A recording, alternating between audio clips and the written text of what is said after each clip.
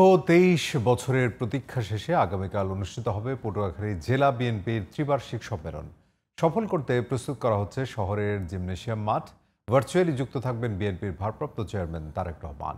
কুয়াকাটা প্রতিনিধি মনিরুল ইসলামের রিপোর্টে জানাচ্ছেন আব্দুল মালেক। ত্রিবার্ষিক সম্মেলনের জন্য প্রতীক্ষা ২৩ বছরের। ২ জুলাই পটুয়াখালী শহরের জিমনেশিয়াম মাঠে অনুষ্ঠিত হবে জেলা বিএনপির এই সম্মেলন। চলছে শেষ মুহূর্তের প্রস্তুতি। সভাপতি পদে আলোচনায় রয়েছেন আব্দুর রশিদ চুন্নু মিয়া, স্নেহাংশু সরকার কুট্টি ও মাকসুদ আহমেদ বায়েজিদ পান্না। আর সাধারণ সম্পাদক পদে নাম আসছে ৪ জনের। তারা হলেন মুজিবুর রহমান টোটন, মোহাম্মদ বশির আহমেদ মৃধা, মনিরুল ইসলাম লিটন ও তৌফিক আলী খান কবির।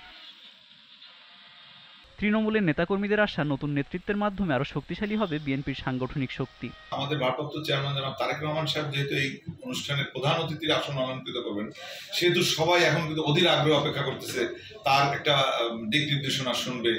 আমরা সকল স্তরের নেতৃবৃন্দ, জেলা বিএনপি সহ আমরা সম্মানের জন্য সর্বাত্মক প্রচেষ্টা চালিয়ে যাচ্ছি এবং আমরা আমাদের প্রচেষ্টার মাধ্যমে একটা সফল সম্মেলন করতে আমরা ইনশাআল্লাহ পরিচালিত পারবো বলে আমরা দৃঢ়ভাবে বিশ্বাস করি।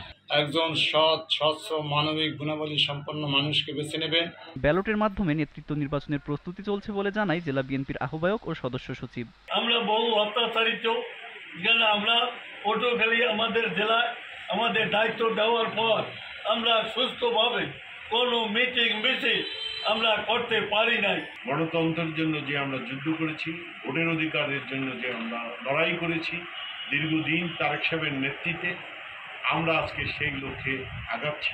সর্বশেষ ২০০২ সালের ২৩শে মে সম্মেলনের মাধ্যমে গঠিত হয়েছিল জেলা বিএনপির কমিটি। এরপর থেকে আহ্বায়ক কমিটি দিয়েই চলছে কার্যক্রম। আব্দুল মালেক, জিটিভি নিউজ।